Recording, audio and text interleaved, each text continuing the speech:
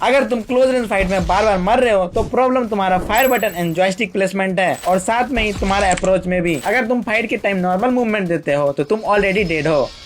Close range fight में movement और control दोनों इंपॉर्टेंट होते हैं। सिर्फ स्प्रे करना इनफ नहीं होता है, तुम्हें तीन चीजें एक साथ करनी होती है, मूवमेंट, एम और फायर। और हाँ, ये सब स्मूथ होना चाहिए। प्रो प्लेयर का यही सीक्रेट है। उनका एम परफेक्ट नहीं होता है, लेकिन उनका मूवमेंट अनप्रिडिक्टेबल होता है। एनिमी को अपने मूवमेंट से कंफ्यूज करो, कभी लेफ्ट कभी राइट, कभी थोड़ा या कम करके। बट बहुत बंदे जॉयस्टिक स्टक प्रॉब्लम से परेशान रहते हैं। इसके लिए आपको कुछ बातों का ध्यान रखना होगा। जॉयस्टिक स्टक होने का सबसे मेन रीजन होता है गलत लेआउट। अगर हम फर्स्ट लेआउट की बात करें तो लेफ्ट साइड पूरा जॉयस्टिक के लिए काम करता है। इसमें आप जॉयस्टिक का कितना भी साइज रखो मैटर नहीं करता है, और वही राइट साइड बाकी के मूवमेंट के लिए यूज होता है। इसी वजह से आप कोई बटन जॉयस्टिक के एरिया में रखते हो तो मूवमेंट के टाइम थंब उन बटन को टच करता है और मूवमेंट स्टक हो जाता है। इसीलिए आप लेआउट 3 पे स्विच कर सकते हो। इसमें पूरा स्क्रीन मूवमेंट के लिए यूज होता है। सिर्फ जब तक आप जॉयस्टिक को टच नहीं करते कैरेक्टर मूव नहीं करेगा। और इसमें आपको जॉयस्टिक को अपने थंब से हल्का बड़ा रखना होगा। स्टार्टिंग में थोड़ा प्रॉब्लम होगा, लेकिन टाइम और प्रैक्टिस के साथ परफेक्ट हो जाएगा। और इस लेआउट में जॉयस्टिक स्टक होने की प्रॉब्लम देखने नहीं मिलेगी। इससे मूवमेंट स्मूथ, कंट्रोल बेटर और विन चांस हाई हो जाएगा। नेक्स्ट पॉइंट है टीपीपी और एपीपी का डिफरेंस। टीपीपी का यूज करो इन्फॉर्मेशन के लिए, और एपीपी का यूज करो जब भी तुम क्लोज कंपाउंड में फाइट लेते हो। और इसमें भी तुम्हें दोनों का व्यू बैलेंस करना होगा। चाहे टीपीपी हो या एपीपी, जितना व्यू ज्यादा करोगे उतना ज्यादा एंगल मिलेगा, लेकिन एनिमी का साइज छोटा होते जाएगा। इसलिए टीपीपी व्यू को अप्रॉक्स मिडिल में रखो, अराउंड 85, और एपीपी व्यू को तुम फुल पे भी रख सकते हो, क्योंकि उसमें एरिया ज्यादा मैटर करता है। अब आते हैं एक छोटी सी सेटिंग पे जो कि ह्यूज डिफरेंस देती है, क्रॉस हेयर स्टाइल और कलर। अगर आप बिगिनर हो तो डिफॉल्ट यूज कर सकते हो, लेकिन अपग्रेड करने के लिए थोड़ा सा चेंजेस जरूरी है। क्रॉस हेयर स्टाइल में आप सिंगल डॉट यूज कर सकते हो, क्योंकि इसमें एक्स्ट्रा डिस्ट्रैक्शन नहीं मिलेगा। साथ ही कलर मैप के अकॉर्डिंग चेंज करो। जैसे कि सैनोक और एंगल में ग्रीन बैकग्राउंड होता है तो कोई लाइट कलर यूज करो जो कि आपको क्लियरली दिखे। और मिरामार में सैंड टाइप बैकग्राउंड होता है तो यहाँ कॉन्ट्रास्ट कलर यूज कर सकते हो, जैसे कि ब्लैक या रेड। अब आते हैं सबसे इंपॉर्टेंट स्किल पे, जो कि है जिगल। क्लोज रेंज में सबसे ज्यादा गलती यही होती है। सिर्फ लेफ्ट राइट स्पैम करना जिगल नहीं होता है। आप इन 3 इफेक्टिव जिगल को यूज कर सकते हो। पहला मैक्रो जिगल, जो कि छोटा होता है और थोड़ा फास्ट मूवमेंट देता है। दूसरा वाइड जिगल, थोड़ा बड़ा मूवमेंट के लिए। एंड सबसे पावरफुल क्राउच जिगल। इसमें आपको क्राउच प्लस मूवमेंट देना होता है। इससे एनिमी का क्रॉस हेयर थोड़ा हिल जाता है। लेकिन एक मिस्टेक मत करना, प्रिडिक्टेबल मत बनो। सेम पैटर्न रिपीट करोगे तो एनिमी इजिली ट्रैक कर लेगा। मिक्स करो, रैंडम जिगल बनाओ, और थोड़ा माइक्रो थोड़ा वाइड करो। और सबसे इम्पोर्टेंट पार्ट, सेटिंग। गलत सेटिंग के साथ तुम कभी कंसिस्टेंट नहीं बन पाओगे। जैसे कि कैमरा सेंसिटिविटी फास्ट होनी चाहिए, लेकिन कंट्रोल के अंदर। एडीएस सेंसिटिविटी भी स्टेबल होनी चाहिए स्प्रे कंट्रोल के लिए। और अगर तुम जायरो यूज नहीं करते हो तो तुम अपनी ग्रोथ को स्लो कर रहे हो। जायरो तुम्हें फास्टर रिएक्शन और बेटर कंट्रोल देती है। तो अभी जाके स्टार्ट करो, इवन लो सेंसिटिविटी पे स्टार्ट करो, फिर धीरे धीरे इंक्रीज करना। और सबसे बड़ी मिस्टेक, दूसरे की सेंसिटिविटी कॉपी मत करो। हर प्लेयर का कंट्रोल डिफरेंट होता है, तो अपनी सेंसिटिविटी खुद से बिल्ड करो। नेक्स्ट वीडियो में तुम्हें खुद की सेंसिटिविटी बनाना सिखाऊंगा। And last, close range fight में एम से नहीं कंट्रोल से जीती जाती है। अगर तुम मूवमेंट, जिगल और सेटिंग पे काम करोगे तो तुम ऑटोमेटिकली फाइट जीतने लगोगे। अब चॉइस तुम्हारा है, सिर्फ वीडियो देखना है या एक्चुअली इंप्रूव करना है।